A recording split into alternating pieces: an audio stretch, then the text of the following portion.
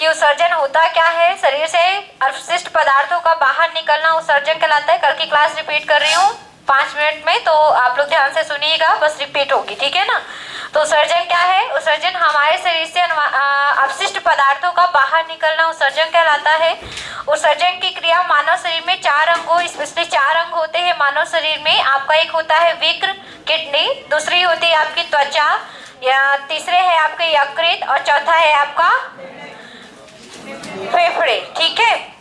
आप उत्सर्जन तंत्र के बारे में हमने बताया था कि जो उत्सर्जन तंत्र होते हैं इसमें विशेष रूप से 4 उत्सर्जी पदार्थ उत्सर्जित होते हैं। पहला अमोनिया, दूसरा यूरिया, तीसरा यूरिक एसिड और एक चौथा होता है CO2, ठीक है। ये 4 उत्सर्जी पदार्थ थे। और हमने बताया था कि उत्सर्जी पदार्थ के आधार पर हम 3 प्रकार के जीव जानते हैं। एक है अमीनोटेलिक, दूसरा है आपका यूरियोटेलिक और तीसरा है आपका यूरिकोटेलिक। ऐसे जंतु जो अपने उत्सर्जी पदार्थ के रूप में अमोनिया का उत्सर्जन करते हैं अमीनोटेलिक जंतु कहलाते हैं, तथा यह क्रिया अमीनोटेलिज्म कहलाती है। जितने भी आपके जलीय जीव होते हैं वो सभी अमोनिया का उत्सर्जन करते हैं, इसलिए उन्हें अमीनोटेलिक जंतु कहते हैं। यूरियो की बात करें तो ऐसे जंतु जो अपने उत्सर्जी पदार्थ के रूप में यूरिया का उत्सर्जन करते हैं यूरियोटेलिक कहलाते हैं, और यह क्रिया यूरियोटेलिज्म कहलाती है। और मनुष्य तथा जितने भी स्थलीय जीव है वो सभी कैसा उत्सर्जन करते हैं? यूरिया का। यूरिकोटेलिक जो जंतु होते हैं, ऐसे जंतु जो अपने उत्सर्जी पदार्थ के रूप में यूरिक एसिड का उत्सर्जन करते हैं वो क्या कहलाते हैं? आपके यूरिकोटेलिक जंतु कहलाते हैं। जैसे आपके जितने भी पक्षी है, छोटे छोटे जो कीड़े मकोड़े जैसे काकरोच हो गया, समझ लीजिए, है ना, आर्थ्रोपोडा के जो जीव हो गए वो सभी किसका उत्सर्जन करेंगे? यूरिक एसिड का उत्सर्जन करें, ठीक है। इन तीनों में से सबसे विषैला पदार्थ कौन सा है? आपको याद रखना है, अमोनिया है। कौन सा है सबसे ज्यादा विषैला?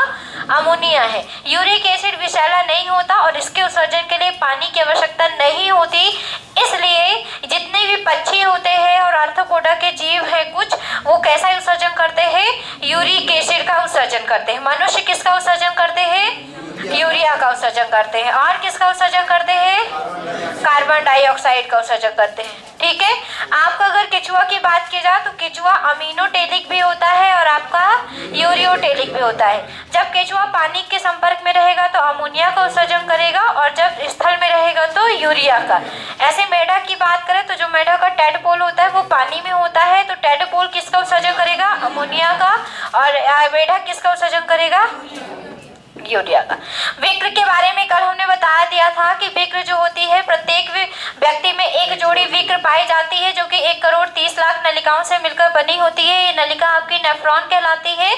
नेफ्रॉन हमारे विक्र की कार्यात्मक इकाई होती है। जितना भी काम होता है यहाँ पे, क्योंकि काम क्या है विक्र का? रक्त को साफ करने का, ठीक है। और रक्त को साफ करने का मेन काम कौन करेंगी? हमारी नेफ्रॉन करेगी। जो आपके विक्र का जो वजन होता है लगभग 140 से 160 ग्राम तक होता है।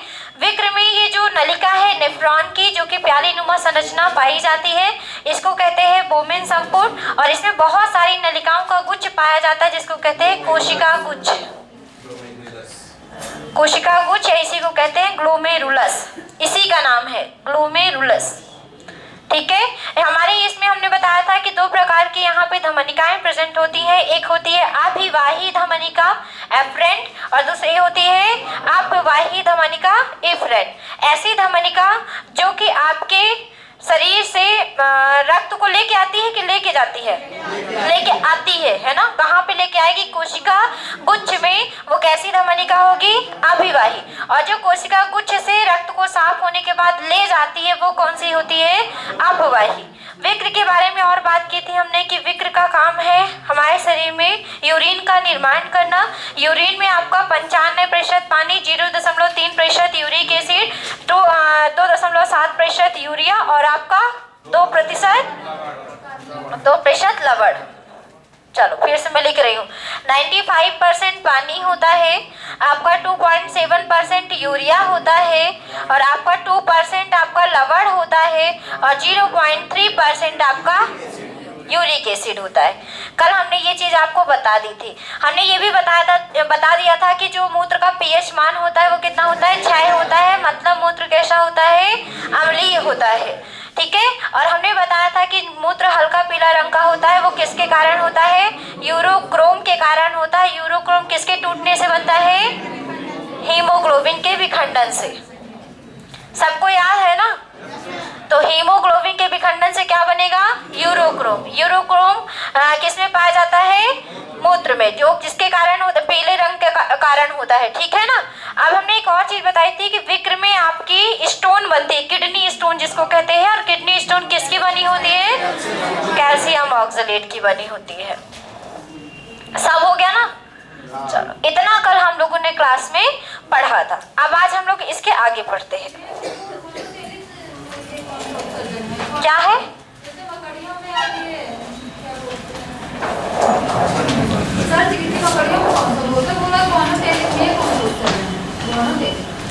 चलो बताती हूँ आगे। आप उत्सर्जन के आपके 4 ऑर्गन बताए थे हमने, उसमें से एक ऑर्गन हो गया है आपका, अभी बचा है त्वचा, यकृत और आपका फेफड़ा। चलो, अब त्वचा की अगर बात करें तो सबको पता है त्वचा से पसीना निकलता है, स्वेट ग्रंथि पाई जाती है ना त्वचा में हमारे। तो ये स्वेट ग्लैंड से पसीने के माध्यम से स्वेद निकलता है, और इस पसीने के माध्यम से हमारे शरीर में जो गंदगी होती है, अपशिष्ट पदार्थ होते हैं, वो त्वचा के माध्यम से रिस रिस कर क्या होते हैं? शरीर से बाहर निकल जाते हैं। अब यकृत की बात करें तो यकृत में हमने बताया था कि यकृत आपका किसका निर्माण करता है? यूरिया का निर्माण करता है। और ये यकृत यूरिया का निर्माण करने के बाद इसका जो यूरिया होगा वो हमारे विक्र की सहायता से आपके शरीर से बाहर निकाल दिया जाएगा, ठीक है। याद रखेंगे यकृत में किसका निर्माण होता है? यूरिया का निर्माण होता है। जो कि हम यकृत में पढ़ चुके हैं, इसलिए हम यकृत के बारे में अब आपको ज्यादा नहीं बताएंगे, ठीक है ना। पढ़ा था ना पाचन ग्रंथि में, तो इसलिए यकृत में केवल इतना याद रखिएगा कि यकृत भी एक उत्सर्जी ऑर्गन अंग है, जो कि किसका निर्माण करते हैं? यूरिया का। अमोनिया को यूरिया और यूरिक एसिड में परिवर्तित कर देते तथा विक्र की सहायता से शरीर से क्या करते हैं? बाहर निकाल देते हैं। और फेफड़े को याद रखेंगे कि फेफड़े में हमारे रक्त में घुले हुए CO2 जो कि हमारा उत्सर्जी पदार्थ के रूप में जाना जाता है, इसे हम नाक के माध्यम से, फेफड़े की सहायता से नाक के माध्यम से क्या कर देते हैं? शरीर से बाहर निकाल देते हैं। तो ये सभी क्या कर रहे हैं? उत्सर्जी पदार्थ बाहर निकाल रहे हैं, इसलिए पानी दे दो भाई उनको। चलो लिखो, लिखिए। त्वचा डालिए, पहले स्किन डाल लीजिए, स्किन डाल लीजिए और लिखिए त्वचा में पाई जाने वाली, त्वचा डाल के लिखेंगे त्वचा में पाई जाने वाली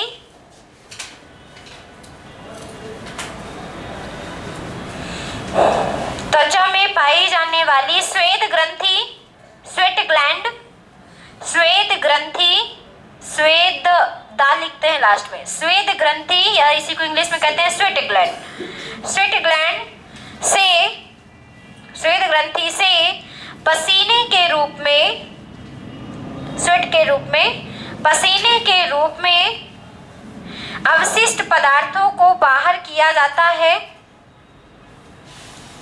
अपशिष्ट पदार्थों को, वेस्ट मटेरियल, अपशिष्ट पदार्थों को शरीर से बाहर किया जाता है तथा शरीर के ताप को नियंत्रित किया जाता है, तथा शरीर के ताप को, टेम्परेचर को नियंत्रित किया जाता है।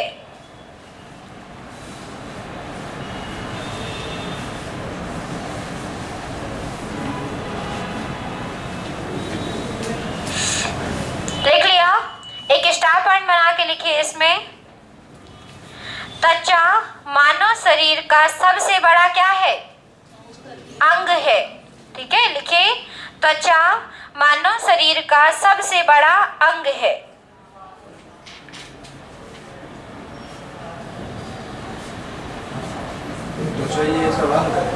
हाँ बिल्कुल आता है। मानव शरीर का सबसे बड़ा ऑर्गन क्या है? अंग क्या है? तो याद रखिए कौन है? हमारा त्वचा है, ठीक है। लिख लिया सबने? त्वचा क्या है? मानव शरीर का सबसे बड़ा ऑर्गन या अंग है। अब दूसरा लिखिए यकृत। यकृत, हाँ जी इतना ही, अब कुछ नहीं लिखाना इसमें। चलो आगे लिखिए, यकृत पे लिखिए, यकृत हानिकारक पदार्थ अमोनिया को, यकृत हानिकारक पदार्थ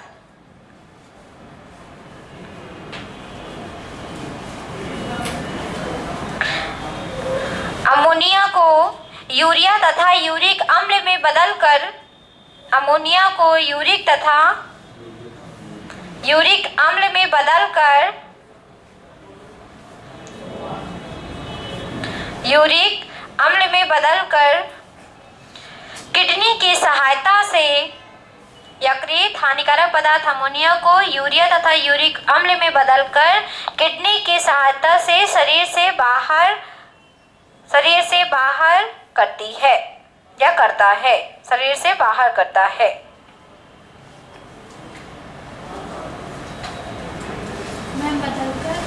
शरीर से बाहर करता है, लिख लिया।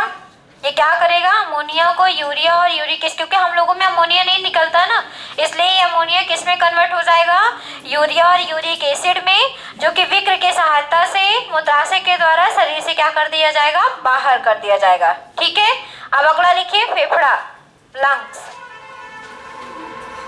अगला लिखिए फेफड़ा या लंग्स। लिखिए, मानव शरीर में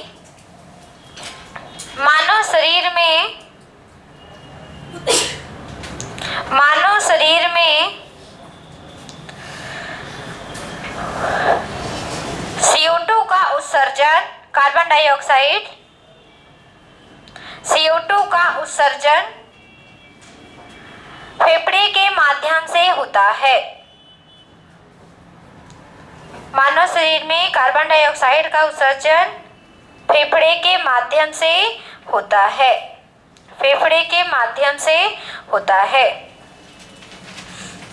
फेफड़े के माध्यम से होता है।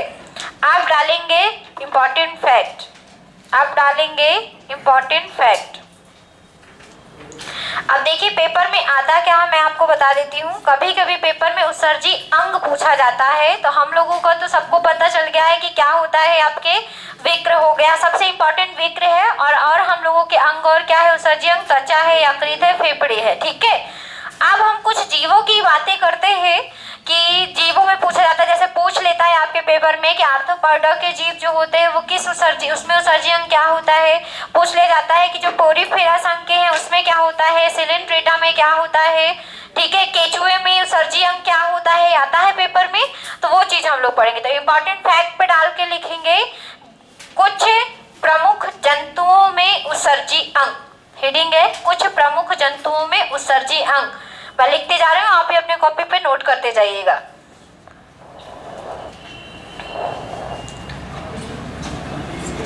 जितने भी एक कोश के जीव होते हैं वो अपनी स्किन से उत्सर्जन करते हैं, ठीक है ना। एक कोश के जीव, यूनिसेलुलर जितने भी जीव होते हैं वो त्वचा के माध्यम से, त्वचा से विसरण द्वारा, त्वचा से, क्योंकि इनके पूरी त्वचा से ही आपका उत्सर्जन होता है। ठीक है, याद रखेंगे स्पेशल ऑर्गन नहीं होते इस पे। पोरीफेरा संघ के जंतु, पोरीफेरा संघ के जंतु, इसमें आपका विशिष्ट नलिका पाई जाती है। विशिष्ट नलिका, इसका कोई स्पेशल नाम नहीं है विशिष्ट नलिका का, बस कहा जाता है कि इनमें एक विशिष्ट नलिका होती है जिसके द्वारा ये क्या करते हैं, उत्सर्जन करते हैं, विशिष्ट नलिका द्वारा। ठीक है, ये उधर उत्सर्जन लिखना है कि किसके माध्यम से होता है, और इधर जीव लिखना है। ठीक, फिर है आपका सिलेंट्रेटा के जीव। सिलेंट्रेटा में कौन आते हैं, हाइड्रा आ गया, और क्या आता है पता है किसी को, सिलेंट्रेटा में और क्या आता है, वो जब हम लोग वर्गीकरण पढ़ेंगे ना तब जानेंगे, क्योंकि अभी क्या है ना, आगे अगर हम बताने लग गए ना सब में सिलेंट्रेटा में ये चीज है वो चीज है, अभी क्योंकि क्वालिटी जब तक आपको नहीं पता चलेगी ना तब तक आप जानोगे नहीं कि ये पोरीफेरा क्या है, सिलेंट्रेटा क्या है, ये चीज है। लेकिन अभी कुछ मैं आपको एग्जाम्पल लिखा दूंगी साथ में, जिसको आपको याद रखना है कि ये इसमें आते हैं। ठीक है ना, जब हम लोग वर्गीकरण पढ़ेंगे, क्लासिफिकेशन पढ़ेंगे, तब हम लोग उसमें जानेंगे, क्योंकि ये नॉर्मल चीज नहीं, ये बहुत ज्यादा इसको पढ़ना पड़ेगा एनीमिलिया में। सीधे कोशिकाओं द्वारा इनका उत्सर्जन होता है सिलेंट्रेटा के जीवों का। फिर है आपका चपटे कृमि, प्लेटीहेल्मिन्थीज। अब कुछ लोगों ने तो ये कभी नाम ही नहीं सुना है। प्लेटीहेल्मिन्थीज में आते हैं चपटे कृमि, जैसे एस्केरिस और फेसियोला हिपैटिका। इसका एग्जाम्पल है भेड़ में एक छोटा सा जीव पाया जाता है, पत्ती के जैसा दिखता है, जिसका नाम है फेसियोला हिपैटिका। ये जितने भी चपटे कृमि होते हैं, मतलब कि हमारे शरीर में भी एस्केरिस वगैरह होते हैं। बच्चे जब मिट्टी खाते हैं ना, तो उसमें इतने बड़े बड़े से कीड़े निकलते हैं बच्चों के पेट से, इतने बड़े बड़े से, आप विश्वास नहीं मानेंगे, इतने बड़े बड़े से कीड़े निकलते हैं। ये सभी आपके चपटे कृमि होते हैं, जो कि हमारे शरीर के अंदर भी होते हैं, कई सारे जानवरों के शरीर के अंदर होते हैं। जितने भी चपटे कृमि आते हैं वो किस में रखे जाते हैं? प्लेटीहेल्मिन्थीज में रखे जाते हैं। जैसे आपका हो गया एस्केरिस, फेसियोला हिपैटिका, ये भेड़ में होता है, फेसियोला ये भेड़ में होता है ना। ये एग्जाम्पल है एस्केरिस, प्लेटीहेल्मिन्थीज के एग्जाम्पल है एस्केरिस, फेसियोला, ठीक है। इसमें जो उत्सर्जन होता है प्लेटीहेल्मिन्थीज में, वो याद रखेंगे ज्वाला कोशिकाओं द्वारा होता है। किसके द्वारा होता है? ज्वाला कोशिका। इसका नाम है ये उस कोशिका का जहां से उत्सर्जन करते हैं। प्लेटीहेल्मिन्थीज के जीवों में ज्वाला कोशिका प्रेजेंट होती है, जो कि आपके उत्सर्जन अंग कहलाती है। फिर एनालिडा में कौन जंतु आते हैं?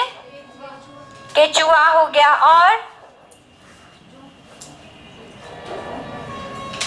नेरिस हो गया, जोंक हो गया, सॉरी जो इसमें नहीं आएगा, नेरिस हो गया। ये आपके किस में आते हैं? एनालिडा में। तो एनालिडा के संघ में जो प्राणी होते हैं, इसमें एक खास ऑर्गन पाया जाता है उत्सर्जी अंग के, जिसको कहते हैं नेफ्रिडिया। ये याद रखेंगे क्योंकि ये पेपर में आता है, ठीक है, नेफ्रिडिया।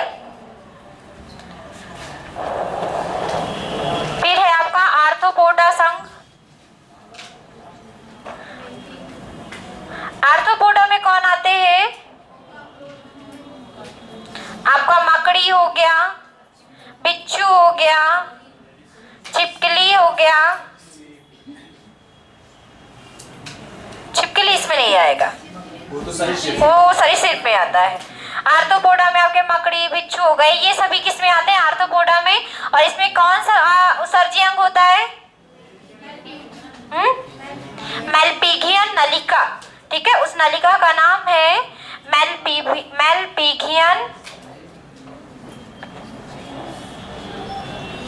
मेलपिगियन नलिका। याद तो करना पड़ेगा, थोड़ा टफ जरूर है, लेकिन याद करना पड़ेगा क्योंकि पेपर में आता है। फिर है आपके मोलस्का संघ के प्राणी। मोलस्का में कौन आते हैं? जितने भी हमने बताया था ना कि उनका शरीर बहुत कोमल होता है, और उसके बाहर जैसे आपने देखा हो शायद उसको क्या बोलते हैं, घोंघा देखा है ना। उसके बाहर एक कैल्शियम की परत लगी रहती है, ऊपर से दृढ़ दिखता है लेकिन अंदर से बहुत सॉफ्ट होता है। और जैसे आप लोगों ने छोटे छोटे शंख देखे होंगे, देखिए खूब छोटे छोटे से, उसके अंदर भी छोटे छोटे कीड़े रहते हैं, बहुत सॉफ्ट रहते हैं। वो सभी जीव मोलस्का संघ में आते हैं, ठीक है। तो याद रखेंगे मोलस्का में आने वाले हैं, जैसे आपका घोंघा हो गया, सीप हो गया, और बताओ घोंघा होता है, घेंघा होता है, घोंघा होता है, घेंघा रोग होता है। कैसे कर रहे हो? घेंघा रोग है, घोंघा नहीं। अरे जो उसके अंदर रहते हैं सब क्या है, तो कैसे तब अपने से निकल भी जाते हैं। वैसे अलग नहीं करते उसको अपनी बॉडी से, लेकिन निकल भी सकते हैं बाहर। अब क्या बताऊं मैं कब निकलते हैं। मोलस्का में लिख लीजिए मूत्र अंग द्वारा। फिर एक आपका मोलस्का के बाद है, लिख लीजिए कशेरुकी प्राणी। जितने भी वर्टिब्रेट प्राणी होते हैं उसमें आपका विक्र द्वारा होता है। वर्टिब्रेट एनिमल्स जितने भी होंगे उसमें क्या पाया जाएगा उत्सर्जी अंग? विक्र, किडनी। देखिए लिख लीजिए सब कोई। प्राणी तुम लोग हैं ना? हाँ हम लोग हैं, और भी बहुत आते हैं इसमें।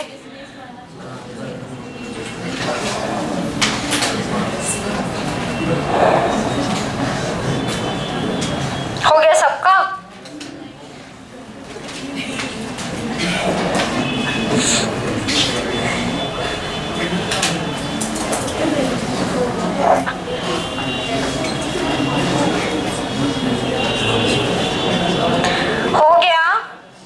हो गया सबका?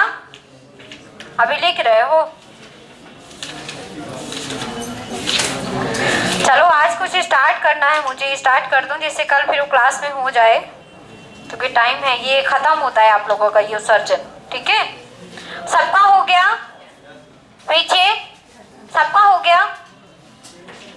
चलो आप डाल लीजिए एक नया चैप्टर ग्रंथि। कहाँ ग्रंथि पढ़ा अभी? तो अभी और ग्रंथियां पढ़नी है, पेपर में आता है तो पढ़ना ही पड़ेगा। क्या करें मैडम, जितना मैडम को पता है सब बता डालेंगे आप लोगों को। लिखिए, डाल लीजिए एंडोक्राइन सिस्टम, हेडिंग करना है। आज नया चैप्टर है हमारा अंतःस्रावी तंत्र। इसी में पढ़ेंगे हम लोग ग्रंथियां, बहुत सारी ग्रंथियां। अंतःस्रावी तंत्र, एंडोक्राइन सिस्टम। पढ़ते पढ़ते परेशान हो जाओगे ऐसा लग रहा है। हम पढ़ाते पढ़ाते नहीं हुए, लेकिन आप लोग पढ़ते पढ़ते जरूर हो जाएंगे, मुझे ऐसा लग रहा है। क्या हुआ? एक तो अभी भरने वाली है। अरे दूसरी भी भर जाएगी। चलो स्टार्ट करें ना? तैयार है ना पढ़ने के लिए? जो नहीं पढ़ना चाहते वो निकल जाए क्लास से। उठाओ बैग, जिसको नहीं पढ़ना है जाओ भाई, क्योंकि मैं इसके पढ़ाने के बाद मैं पूछूंगी भी। बात ये है, ठीक है ना? समझ लेना आज क्या होगा फिर से। चलो अब अंतःस्रावी तंत्र के बारे में समझते हैं। पेपर में यहाँ से क्वेश्चन पूछे जाते हैं। अब कैसे क्वेश्चन आते हैं मैं आपको पहले ये बता देती हूँ, तब तो पता चले कि क्यों पढ़ना जरूरी है। यहाँ से पूछे जाते हैं क्वेश्चन, जैसे आपको पूछ लेगा पीयूष ग्रंथि हो गया, ठीक है, थायराइड ग्रंथि हो गया, एड्रिनल ग्लैंड्स हो गई, आपके पैराथायराइड ग्रंथि हो गई। ये सभी जो होती हैं, जिन ग्रंथियों का मैं नाम ले रही हूँ वो सभी हमारे एंडोक्राइन सिस्टम के अंतर्गत आती है। ठीक है ना? अंतःस्रावी तंत्र है क्या, पहले ये समझते हैं। जैसे हमने बताया था कि हमारे शरीर में तंत्रिका तंत्र का नियंत्रण हमारी बॉडी पे पूरे होता है। मतलब हम क्या करेंगे, हंसना, रोना, गाना, जो भी हम क्रियाएं करते हैं वो कंट्रोल कहाँ से होते हैं, हमारे मस्तिष्क से होता है। लेकिन कुछ ऐसे पार्ट होते हैं जिन्हें मस्तिष्क कंट्रोल ना करके, मस्तिष्क भी उसमें कंट्रोलर रहता है, लेकिन कुछ ऐसे पार्ट होते हैं जिसमें आपका ये तंत्र भी साथ देता है, जिसको कहते हैं अंतःस्रावी तंत्र। हमारे शरीर में तंत्रिका तंत्र का काम है नियंत्रण और समन्वय का, कंट्रोल एंड कोऑर्डिनेशन का। सेम यही काम भी कौन करता है हमारे बॉडी में, अंतःस्रावी तंत्र करता है, जो कि कहीं कहीं विशेष रूप में प्रेजेंट होता है, ग्रंथियों के रूप में उपस्थित होता है। ठीक है ना? कहीं कहीं हमारे शरीर में ग्रंथियों के रूप में प्रेजेंट होता है। किस रूप में? ग्रंथियों के रूप में, ग्लैंड्स के रूप में। अब ये ग्रंथि क्या है पहले ये समझते हैं। ठीक है, ग्रंथि क्या है? ग्रंथि हमारे शरीर का वह भाग है, वह पार्ट है जो हमारे शरीर में रासायनिक पदार्थों का उत्सर्जन करते हैं। ग्रंथि क्या है?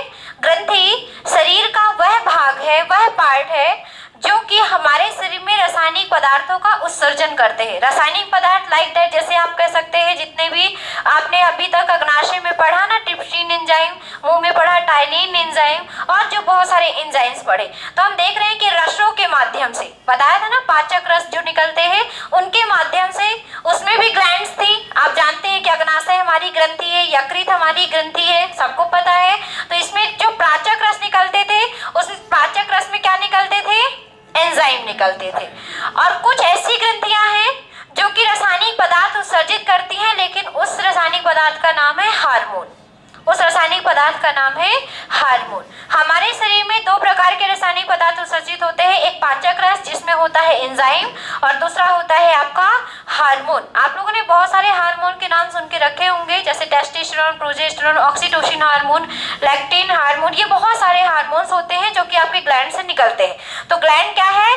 ग्लैंड शरीर का वह पार्ट है जो कि हमारे शरीर में रासायनिक पदार्थों जैसे एंजाइम, हार्मोन का स्त्रावण करते हैं। ग्रंथि कहलाती है, ग्लैंड कहलाती है।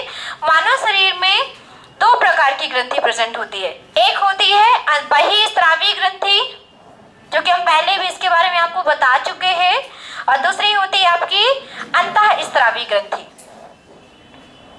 अभी केवल सुनेंगे आप ध्यान से। बहिस्रावी ग्रंथि और एक होती है अंतःस्रावी ग्रंथि। ऐसी ग्रंथि जो नलिका विहीन नलिका युक्त होती है। हमने पहले भी बताया था कि बहिस्रावी ग्रंथियों में ऐसी ग्रंथि आती है जिनसे निकलने वाला जो पदार्थ होगा वो विशेष नलिकाओं के माध्यम, जैसे हम लोगों में ब्लड के चलने के लिए धमनी और क्या पाई जाती हैं? शिराएं, है ना। दो चीजें पाई जाती है, धमनी और शिराएं।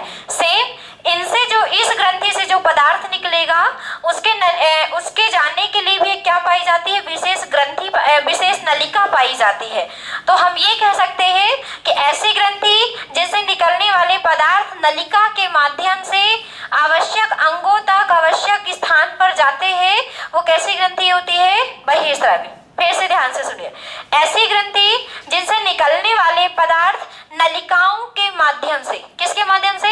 नलिकाओं के माध्यम से उचित स्थान पर जाते हैं जहां पे उसकी जरूरत है, वो ग्रंथि कैसी कहलाएगी? बहिस्रावी। मतलब ये याद रखेंगे कि बहिस्रावी ग्रंथि कैसी होती है? नलिका युक्त होती है।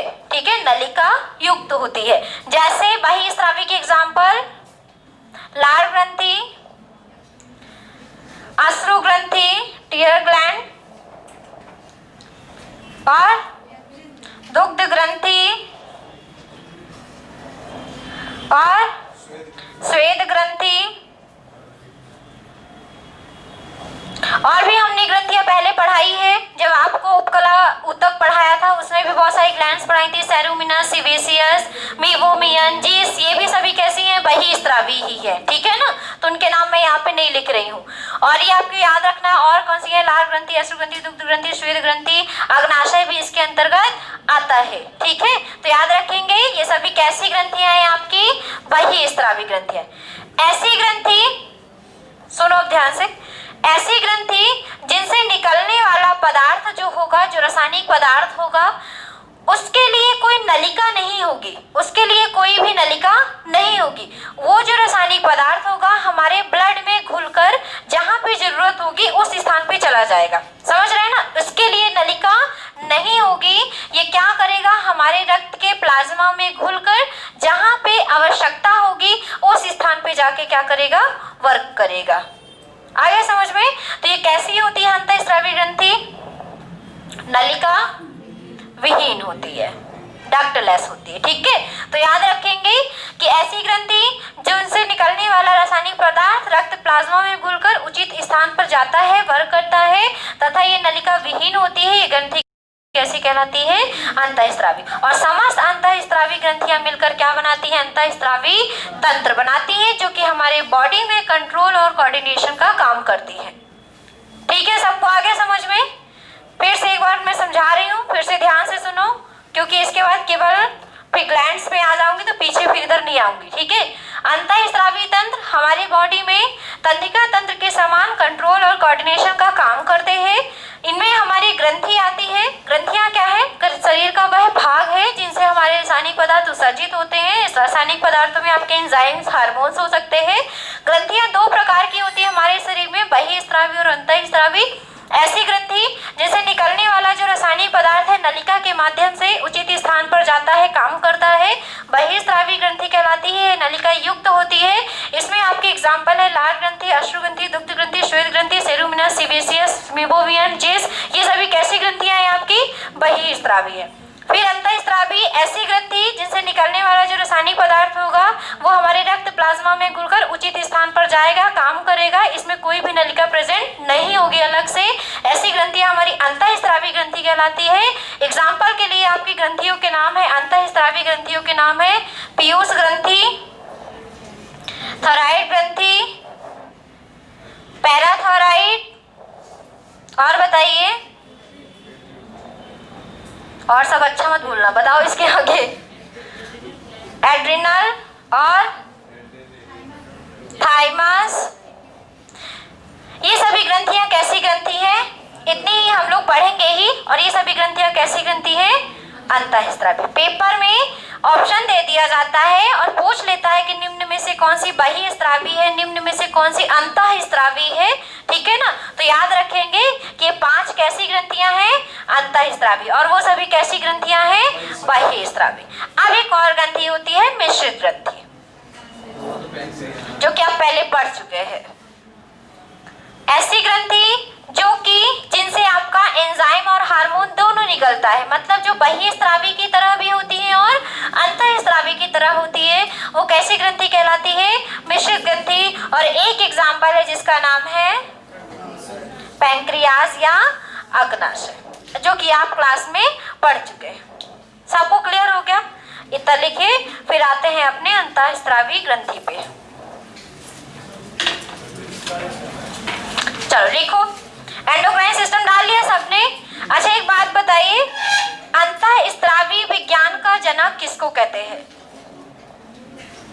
बताओ, अंतःस्रावी विज्ञान का जनक, एंडोक्राइन साइंस का जनक किसको कहते हैं? एंडोक्राइनोलॉजी का जनक किसको कहते हैं? एंडोक्राइनोलॉजी।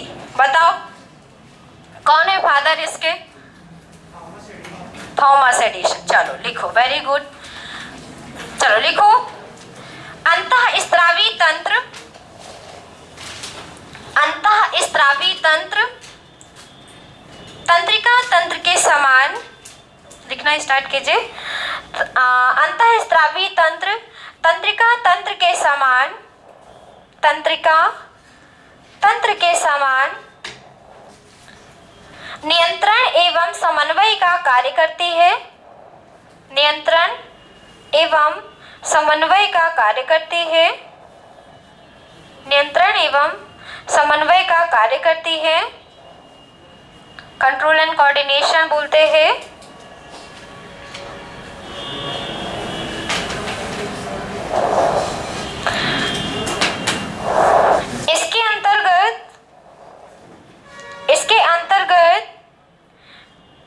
इसके अंतर्गत विशेष प्रकार की ग्रंथियां आती हैं। इसके अंतर्गत विशेष प्रकार की ग्रंथियां आती हैं, ग्लैंड्स। इसके अंतर्गत विशेष प्रकार की ग्रंथियां आती हैं जो हार्मोन का स्रावण करती है। इसके अंतर्गत विशेष प्रकार की ग्रंथियां आती है जो हार्मोन का स्रावण करती है, सिक्रेशन करती है, स्रावण करती है। इन्हें अंतःस्रावी ग्रंथियां कहते हैं। हार्मोन का स्रावण करती हैं, इन्हें अंतःस्रावी ग्रंथियां कहते हैं। अंतःस्रावी ग्रंथियां कहते हैं। अब डालो ग्रंथि। अब थोड़ा सा ग्रंथि के बारे में लिख लेते हैं कि बहिःस्रावी और अंतःस्रावी क्या है, क्योंकि डिटेल नहीं कराया था ना बहिःस्रावी का, तो यहाँ पे लिखा देंगे। ग्रंथियां डालिए सब कोई, ग्रंथि डाल के लिखिए। हाँ, ग्लैंड्स लिखो। शरीर का वह भाग, शरीर का वह भाग लिखिए ग्रंथियां डाल के। शरीर का वह भाग जो रासायनिक पदार्थ का उत्सर्जन करते हैं, रासायनिक पदार्थ का उत्सर्जन करते हैं, करती है, या लिख सकते हैं। शरीर का वह भाग जो रासायनिक पदार्थों का उत्सर्जन करते हैं ग्रंथि कहलाते हैं। जो रासायनिक पदार्थों को उत्सर्जन करते हैं ग्रंथि कहलाते हैं। मानव शरीर में ग्रंथियां 2 प्रकार की होती है, ग्रंथि कहलाते हैं। मानव शरीर में ग्रंथियां 2 प्रकार की होती है। मानव शरीर में ग्रंथियां 2 प्रकार की होती है। पहला डाल के लिखेंगे एक्सोक्राइन ग्लैंड।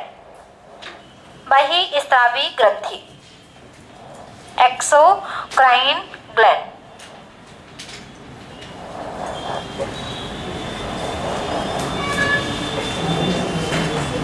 डाल लीजिए पहला नंबर डाल के एक्सोक्राइन ग्लैंड। लिखिए एक्सोक्राइन पे लिखिए, बहिस्रावी पे लिखिए।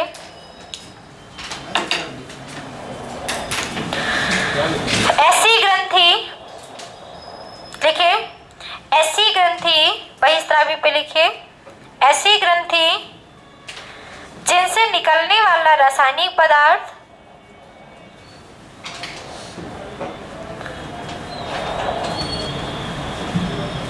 ऐसी ग्रंथि जिनसे निकलने वाला रासायनिक पदार्थ विशेष नलिकाओं के माध्यम से निकलने वाला रासायनिक पदार्थ विशेष नलिकाओं के माध्यम से विशेष नलिकाओं के माध्यम से स्रावित होता है, विशेष नलिकाओं के माध्यम से स्रावित होता है, बहिस्रावी ग्रंथि कहलाती है, बहिस्रावी एक्सोक्राइन ग्लैंड कहलाती है।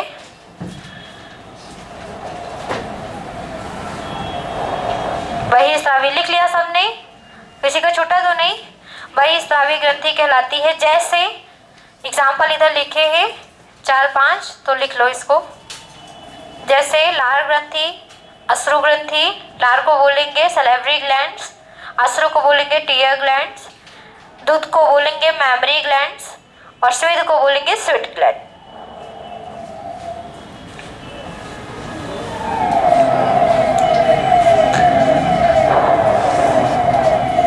और भी याद रखिएगा सेरोमिनस, सिवेसियस, मिबोबियन, जेस, ये सभी भी कैसे हैं आपकी, सभी आपकी जितनी भी ग्रंथियां हैं आपको याद रखना है कि ये सभी बहिस्रावी है। देखो ग्लैंड्स हमारे शरीर में बहुत सारी है ना। अभी कुछ ग्लैंड्स आपने उपकला में पढ़ी, अब कुछ ग्लैंड्स आप यहाँ पे पढ़ रहे हो अंतःस्रावी तंत्र में। अभी और भी ग्लैंड्स है, जैसे आप लोगों ने बहुत सारी ग्लैंड सुनी होंगी। लैक्राइमल सुनिए, लैक्राइमल कहाँ होती है? लैक्राइमल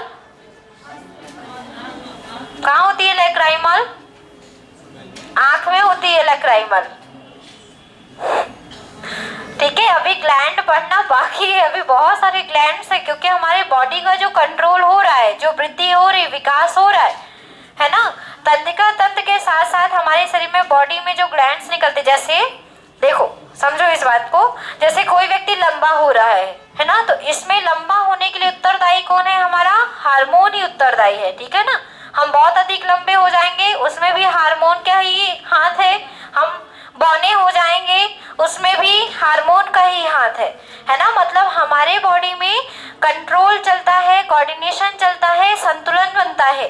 अगर कोई चीज संतुलन से ऊपर हो गई तो बीमारी हो जाती है, कोई चीज संतुलन से नीचे हो गई तो भी बीमारी हो जाती है, समझ रहे हैं ना।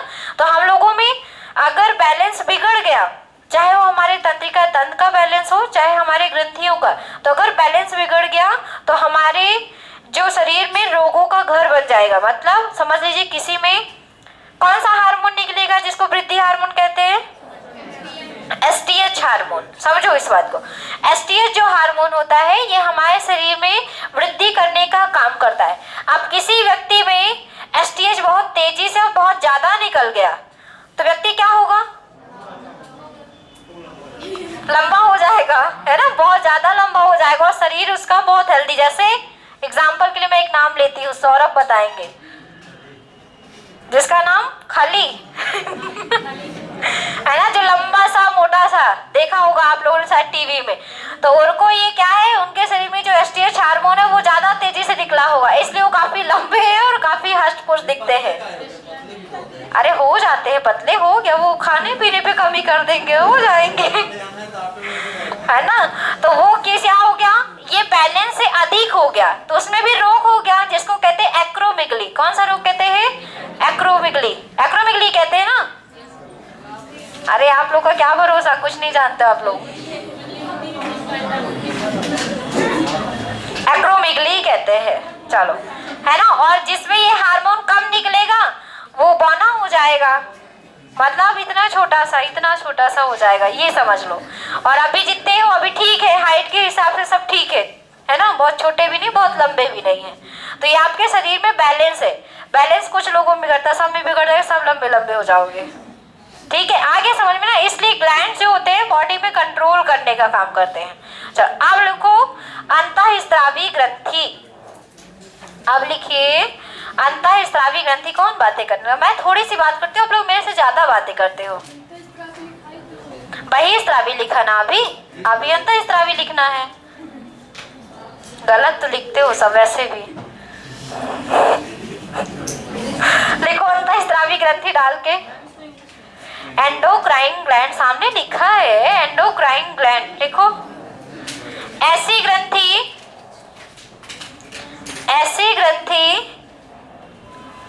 जिनसे निकलने वाला रासायनिक पदार्थ, ऐसी ग्रंथि जिनसे निकलने वाला रासायनिक पदार्थ रक्त प्लाज्मा में घुलकर, ऐसी ग्रंथि जिनसे निकलने वाला रासायनिक पदार्थ रक्त प्लाज्मा में घुलकर आवश्यक भाग पर पहुंचाया जाता है। ऐसी ग्रंथि जिनसे निकलने वाला रासायनिक पदार्थ रक्त प्लाज्मा में घुलकर आवश्यक भाग तक जाता है या पहुंचाया जाता है, आवश्यक भाग तक पहुंचाया जाता है, निकलकर आवश्यक भाग तक, घुलकर आवश्यक भाग तक पहुंचाया जाता है या जाता है।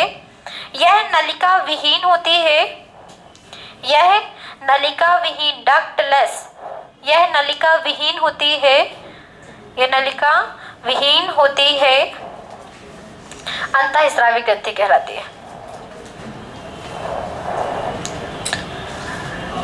नलिका विहीन होती है, अंतःस्रावी एंडोक्राइन ग्लैंड कहलाती है। जैसे ये 5 नाम लिख लीजिए। पीयूष ग्रंथि, थायराइड ग्रंथि, पैराथायराइड, एड्रिनल, थाइमस। पीयूष को इंग्लिश में क्या कहते हैं? पिट्यूटरी।